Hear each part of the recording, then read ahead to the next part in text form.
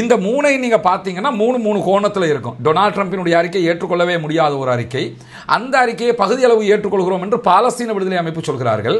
பாலஸ்தீன விடுதலை அமைப்பு ஏற்றுக்கொள்வாங்க என்று எதிர்பார்க்கவே இல்லை என்கிற நிலையில் இருந்த பெஞ்சமின் நெத்தன்யாஹு திடீர்னு ஏற்றுக்கிட்டாங்களே, அதை டொனால்ட் ட்ரம்பும் ஏற்றுக்கிட்டாரே அப்படின்னு சொல்லி அவரும் ஆச்சரியப்பட்டு தன்னுடைய கருத்துக்களை சொல்லியிருந்த ஒரு நிலை இருந்தது. டொனால்ட் ட்ரம்பினுடைய 20 அம்ச திட்டத்தில் பாலஸ்தீன விடுதலை அமைப்பு தப்பிக்க முடியாது, மாட்டிக்கொண்டுடுச்சு அப்படின்னு எல்லாரும் பேசின நேரத்தில் மாட்டினது அவங்க இல்லடா, நம்ம தான் மாட்டிக்கிட்டோம் என்கிற மாதிரி அவங்க புலம்பி தள்ளிக்கிட்டு இருக்கிறாங்க. பால அப்படியே டொனால்ட் ட்ரம்பினுடைய பக்கத்துக்கு அடிச்சு விட்டாங்க. டொனால்ட் ட்ரம்ப் காலில் தான் இப்ப பால் இருக்குது. அவர் எந்த பக்கம் அடிக்க போறாருங்கிறதா விஷயம்.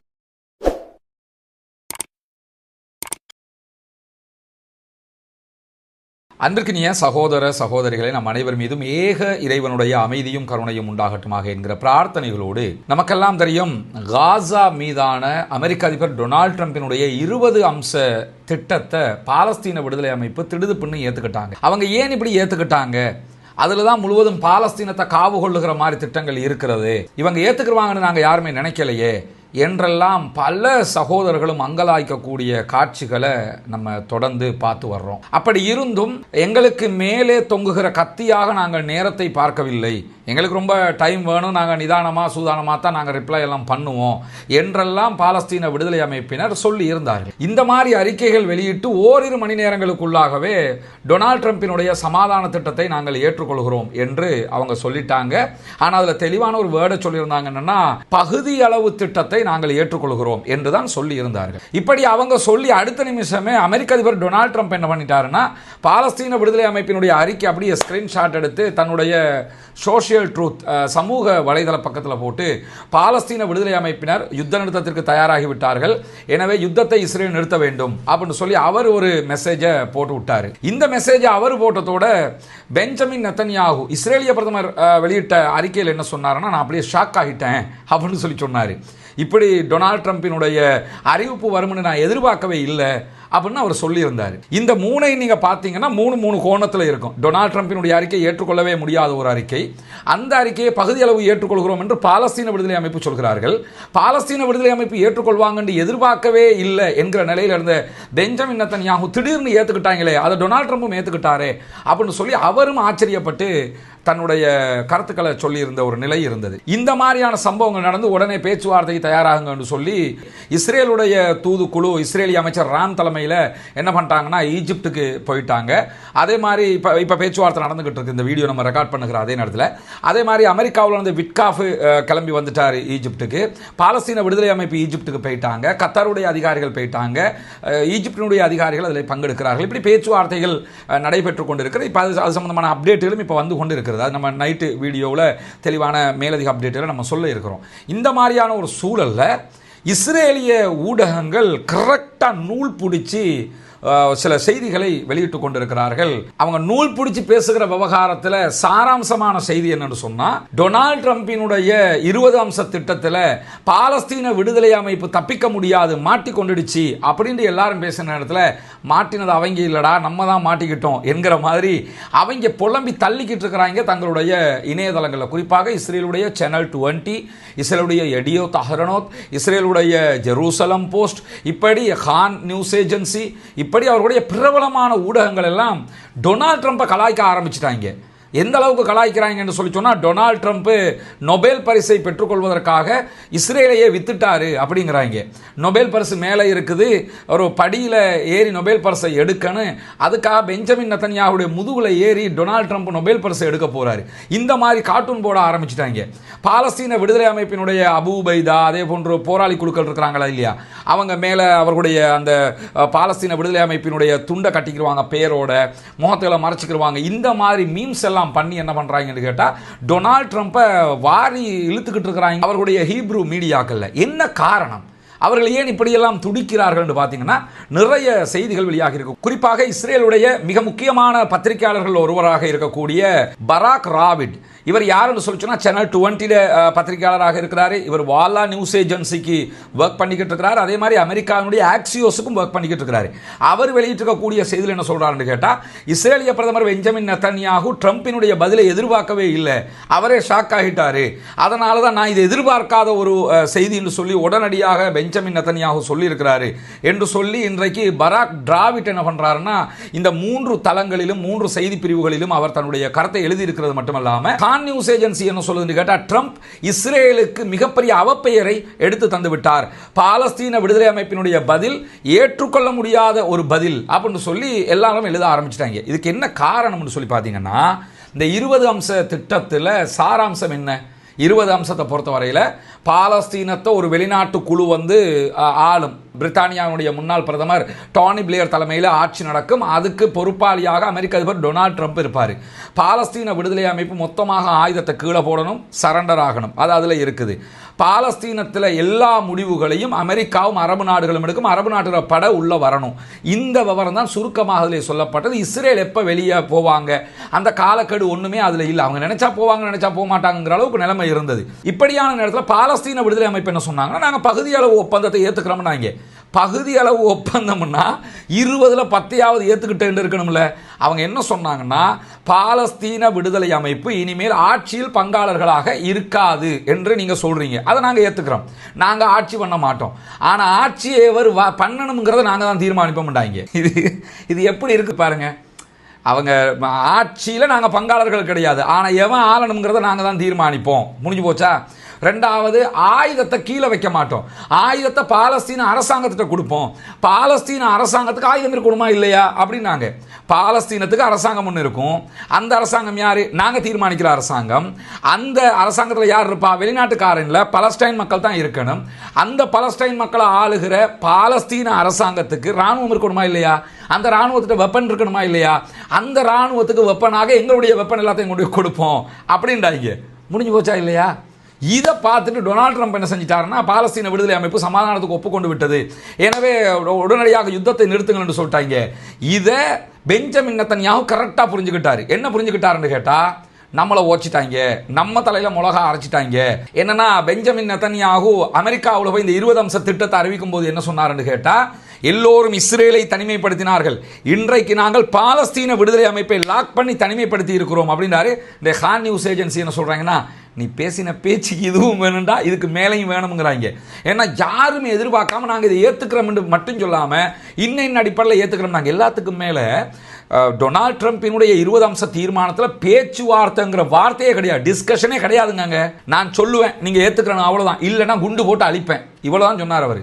ஆனால் இப்போ என்ன நடந்துகிட்டு இருக்கு? பேச்சுவார்த்தை நடந்துகிட்டு இருக்கா இல்லையா? வாங்க எல்லாரும் ஈஜிப்டில் வச்சு பேசுவோம். ஏன்னா ஈஜிப்டு கத்தார் எல்லாரும் உட்காந்து கரெக்டாக ஒரு தகவலை கொடுத்தாங்க. அந்த அடிப்படையில் என்ன செஞ்சாங்கன்னா நாங்கள் பேச்சுவார்த்தை நடத்தி எல்லாத்தையும் தீர்மானிப்போம். ஏன்னா பாலஸ்தீன தேசம் என்பது எங்களுக்கு மட்டும் சொந்தம் இல்லை, பாலஸ்தீன மக்களுக்கே சொந்தமானது என்கிற வார்த்தையெல்லாம் பாலஸ்டைன் ஃபோர்ஸஸ் என்ன பண்ணாங்கன்னா கரெக்டாக கொடுத்து இப்போ பேச்சுவார்த்தை நடந்துக்கிட்டு இருக்கு. இப்படி ஒரு பேச்சுவார்த்தை நடத்தப்படும் என்று இஸ்ரேல் எதிர்பார்க்கவே இல்லை. அந்த பேச்சுவார்த்தைக்கு இப்போ கொண்டு வந்து உட்கார வச்சுட்டாங்க. எனவே அந்த ஒரு கருத்து சொல்லுவாங்களா இல்லையா காமெடியாக, அவங்க உங்கள்கிட்ட வந்து சிக்கிறடா, நீங்கள் தான் அவங்கள்ட்ட போய் சிக்கிருக்கிறீங்க. இந்த மாதிரி உடனடியாக ஏற்றுக்கிற மாதிரி ஏற்றுக்கிட்டு டொனால்ட் ட்ரம்பையை அறிவிக்க விட்டுவிட்டு இன்னும் என்ன விளக்கம் வேணும்னெல்லாம் கேட்டுட்டாங்க. இப்போ என்ன பிரச்சனைன்னு சொன்னால் டொனால்ட் ட்ரம்ப் தெளிவாக சொல்லிட்டாரு, நீண்ட சமாதானத்துக்கு பாலஸ்தீன விடுதலை அமைப்பு தயார், அவங்களோட இனி அவங்க சமாதானம் மட்டும் அவங்க ஓகேன்னு சொல்லிட்டாங்க. எனவே இஸ்ரேல் யுத்தத்தை நிறுத்தணும்ட்டாரு. இப்போ இஸ்ரேலை பொறுத்தவரை திரும்ப யுத்தம் பண்ண முடியாது. ஏன் பண்ணினா இப்போ செருப்பு கட்டி அடிப்பாங்க உலக நாடு பூரா. ஏன்னா உலக நாடு எல்லாமே இதை வரவேற்றுச்சு. சூப்பர், ட்ரம்ப் சொல்லிட்டாரு சமாதானத்துக்கு பாலஸ்தீன விடுதலை அமைப்பு ரெடின்றதையும் எல்லா உலக ஐரோப்பிய யூனியன், அமெரிக்கா, உலக நாடுகள் எல்லாமே வரவேற்றுட்டாங்க. எல்லாருமே வரவேற்றதுக்கு பிறகு இப்போ சமாதான பேச்சுவார்த்தை பேசிக்கிட்டு இருக்கிறாங்க. திரும்ப யுத்தம்னு போனால் எல்லாருமா சேர்ந்து ஒட்டுமொத்தமாக செருப்பால் அடிப்பானா இல்லையா? அதனால இப்போ யுத்தம் பண்ணவும் முடியாது. டொனால்ட் ட்ரம்ப் சொன்ன 20 அம்ச தீர்மானத்தை விட்டுவிட்டு பேச்சுவார்த்தை நடத்தப்படுகிறது. அந்த அடிப்படையில் இனி எல்லாம் நடக்கும் என்கிற ஒரு நிலை வந்ததுனால தான் கொதிச்சு போயிட்டாங்க இஸ்ரேலிய ஊடகங்கள். குறிப்பாக நீங்கள் பார்த்தீங்கன்னா வாலா நியூஸ் ஏஜென்சியினுடைய இன்னொரு நிறுவனமாக இருக்கக்கூடிய அமீர் பஹ்பூத் அவங்க சொல்லும்போது அவர் என்ன சொல்றாருன்னு கேட்டால் ட்ரம்பினுடைய அறிக்கைகளை வந்து கடுமையாக விமர்சிக்கிறார். பாலஸ்தீன விடுதலை அமைப்பு இந்த திட்டத்துக்கு 100% ஒப்புக்கொண்டிடுச்சு அப்படின்னு சொல்லி டொனால்ட் ட்ரம்ப் கொண்டாடுறாரு. இது உண்மையானு கேட்கிறாரு. டொனால்ட் ட்ரம்ப் அப்படித்தான் கொண்டாடுறாரு. பாலஸ்தீன விடுதலை அமைப்பு ஒப்புக்கொண்டு விட்டது அப்படின்னு கொண்டாடுறாரு. இது உண்மையா அப்படின்னு சொல்லி அவர் கேட்டு என்ன சொல்றாருன்னு கேட்டா பாலஸ்தீன விடுதலை அமைப்பு அமைப்புடைய பதில் என்னன்னு கேட்டா, பால அப்படியே டொனால்ட் ட்ரம்பினுடைய பக்கத்துக்கு அடிச்சு விட்டாங்க. டொனால்ட் ட்ரம்ப் காலில் தான் இப்ப பால் இருக்குது, அவர் எந்த பக்கம் அடிக்க போறாருங்கிறதா விஷயம் விவகாரமாக இருக்குதுன்னு சொல்லி அவர் தெளிவா புரிஞ்சுக்கிட்டாங்க. ட்ரம்பை தவிர அத்தனை பேருமே பாலஸ்தீன விடுதலை அமைப்புடைய நிலைப்பாட்டை தெளிவாக புரிஞ்சுக்கிறாங்கிறத நம்ம புரிய முடிகிறது. குறிப்பாக நீங்க பாத்தீங்கன்னா பாலஸ்தீன விடுதலை அமைப்பினுடைய இந்த வேலையை வால்லா நியூஸ் ஏஜென்சி அமீர் மஹபூத் சொல்லும் போது என்ன சொல்றாருன்னு கேட்டா, நேரத்தை அழகா இழுத்துக்கிட்டு நம்ம எல்லாரையுமே முட்டாப்பாய மாதிரி ஆக்கி விட்டாங்க, அவங்க சொல்றதா இப்ப நடந்துகிட்டு இருக்குது அப்படின்னு சொல்லி சொன்னதோட மட்டும் நிக்காம ட்ரம்ப் முழுவதுமாக பாலஸ்தீன விடுதலை அமைப்பினுடைய வலையில விழுந்துட்டார். இப்ப பேச்சுவார்த்தை நடத்த வேண்டி இருக்குது, நடத்திக்கிட்டு இருக்கிறாங்க. இப்ப நடத்த வேண்டி இருக்குல்ல, நடத்திக்கிட்டு இருக்கிறாங்க. அந்த அளவுக்கு நிலைமை மாறிடுச்சுங்கிறத அவர் சுட்டி காட்டுறாரு. அதே மாதிரி சேனல் 40 என்ன பண்றாங்கன்னு கேட்டா ஒரு செய்தியை வெளியிட்டிருக்கிறாங்க. ட்ரம்ப் பாலஸ்தீன விடுதலை அமைப்பினுடைய அறிக்கையில் மொத்தமாக விழுந்துட்டாரு. யுத்தம் ஆரம்பிச்சதுலேருந்து முதல் தடவையாக அமெரிக்கா பலஸ்டைன் ஃபோர்ஸஸை ஏற்றுக்கொண்டுடுச்சு.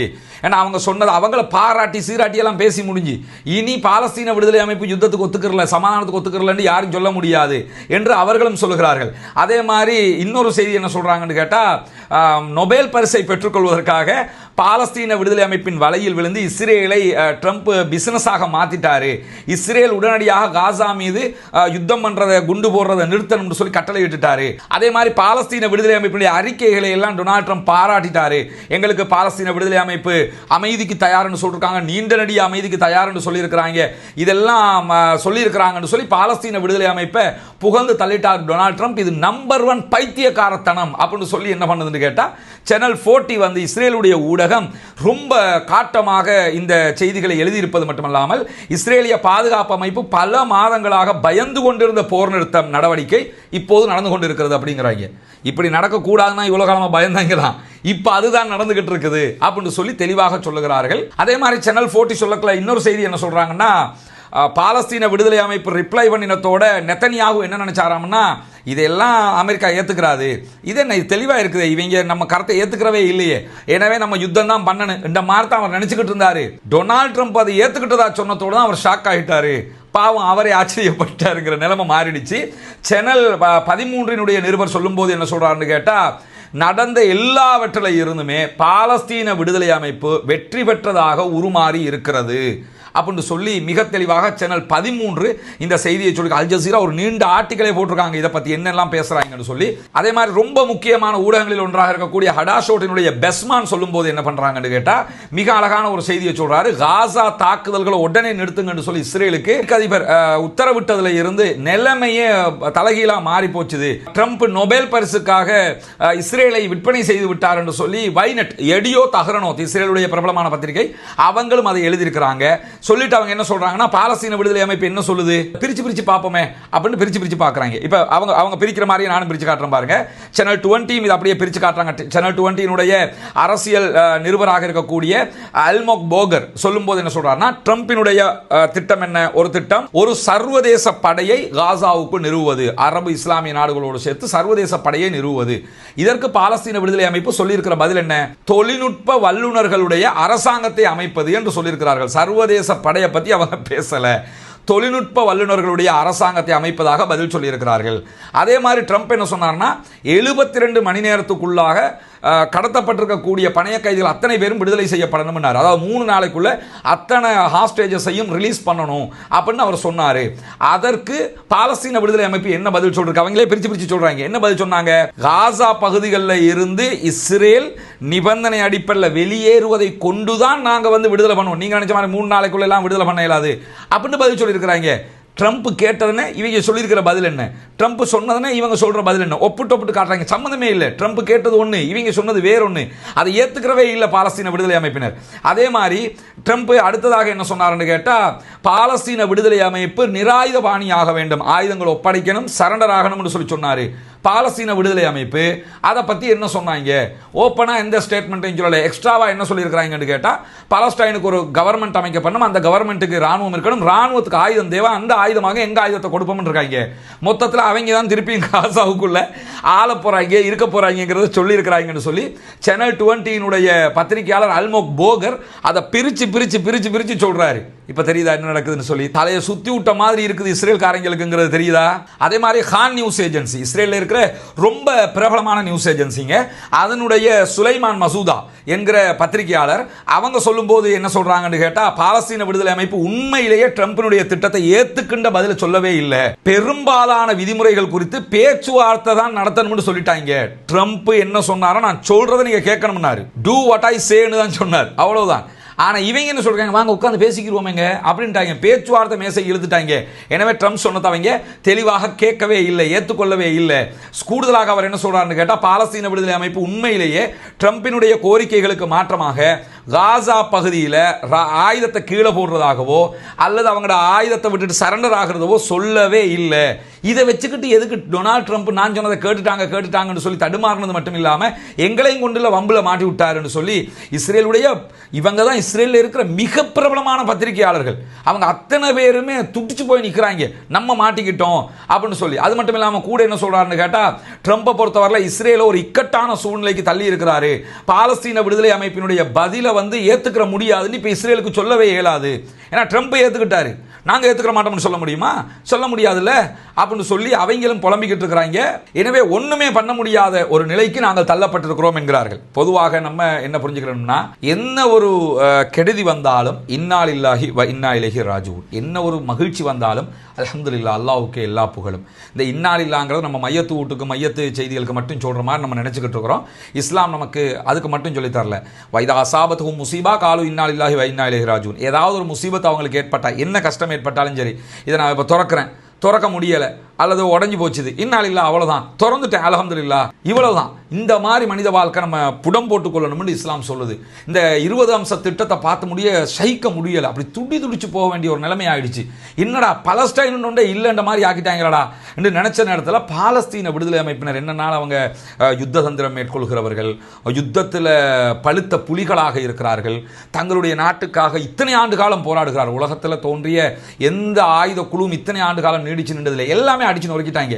அவங்கள முன்னோடியாக கொண்டுதான் நாங்கள் செயல்படுறோம் சொன்னவங்க முத்து பேருமே இன்றைக்கு உலகத்தில் அளிக்கப்பட்டிருக்கக்கூடிய நிலையில் இன்றைக்கு 70 ஆண்டுகளுக்கு மேலாக பாலஸ்தீனத்தில் போராடி கொண்டே இருக்கிறார்கள். அவர்களுக்கு எவ்வளவு அனுபவம் இருக்கும். ஒரு எத்தனை உருவாகி இருப்பார்கள், எத்தனை முகமது சின்வார்கள் உருவாகி இருப்பார்கள், எத்தனை இஸ்மாயில் ஹனியாக்கள் உருவாகி இருப்பார்கள், எத்தனை ஆரூரிக்கள் உருவாகி இருப்பார்கள். இப்படி நாடு முழுவதும் இந்த இராணுவம் தொடர்பான பெருத்த அறிவுகளை கொண்ட மக்களை கொண்ட ஒரு தேசமாக அந்த தேசம் இருக்கிற நிலையில தான் நம்ம கூட ஒரு ஆதங்கப்படுகிற ஒரு நிலையாக, என்னடா இதை போய் ஏற்றுக்கிட்டாங்களே இந்த மாதிரி ஒரு நிலைமையில் இருக்கும்போது இந்த ஆர்டிக்கல்ல இஸ்ரேலியர்கள் புலம்புகிற அந்த காட்சிகளை பார்க்கும்போது நமக்கு ஆச்சரியமா இருக்குது. இவ்வளவு ஒரு மாதிரியான நிலைமையாக மாறிடுச்சேன்னா, அந்த 20 அம்ச தீர்மானத்தை பார்க்கும்போது இதையெல்லாம் ஏற்றுக்கிற முடியாது என்றிருந்த நிலையில் பாலஸ்தீன விடுதலை அமைப்பு பகுதி அளவு ஏற்றுக்கொள்றோம்ட்டு பேச்சுவார்த்தைக்கு வாங்கன்னு சொன்னதை ட்ரம்ப் ஏற்றுக்கிட்டாப்ல. அப்ப நமக்கு அது ஆச்சரியமா இருந்துச்சு, இந்த ஆள் இதெல்லாம் கேட்க மாட்டானையா, இந்த எவன் பேச்சை கேட்பான், எவன் பேச்சையும் கேட்காதவன் இதை கேட்டுக்கிட்டான் என்று சொல்லி ஆச்சரியப்பட்ட நிலையில் அதையே இஸ்ரேலியர்களும் தற்போது புலம்பிக் கொண்டிருக்கக்கூடிய நிலை இருக்கிறது. இப்பொழுது அந்த புலிவாலை பிடிச்ச கதை தான் திரும்பவும், என்னன்னா விடவும் முடியாது, பிடிச்சிக்கிட்டே இருக்கவும் முடியாது. அது மாதிரி இப்போ நாங்கள் பாலஸ்தீன விடுதலை அமைப்பினுடைய செய்திகளை நாங்கள் ஏற்றுக்கிற மாட்டோம், நாங்கள் யுத்தம் பண்ணுவோம்னு போனால் அமெரிக்காக்காரன் நான் கிறுக்கன்னு நினச்சிக்கிட்டு இருக்கிறியா, என்ன பார்த்தா உனக்கு கேனா தெரியுதான்னு கேட்பான். இல்லை நாங்கள் சமாதானத்துக்கு வர்றோம்னா அதான் மொத்தமாக ஊற்றி முடிச்சு இல்லடா, இந்த மாதிரி நிலைமை இருக்கு. அல்லாஹுக்கு எல்லா புகழும், அல்லாஹுவே போதுமானவன். பாலஸ்தீன மக்கள் வெற்றி பெற வேண்டும், பாலஸ்தீனம் சுதந்திரம் அடைய வேண்டும், பாலஸ்தீன மக்கள் நம்மை போன்ற நிம்மதியானவர்களாக மாற வேண்டும், வாழ வேண்டும் என்கிற உயரிய பிரார்த்தனைகளோடு பாலஸ்தீன அப்பாவிகளுக்காக பிரார்த்திக்கிற நேரம் கொடுத்து நாசிலாவை ஓத மறந்து விடாதீர்கள். பாலஸ்தீன மக்களுக்காக ஜனநாயக ரீதியாக எப்போதும் குரல் போமாக வாகிறது. அல்ஹம்துலில்லாஹி ரப்பில் ஆலமீன்.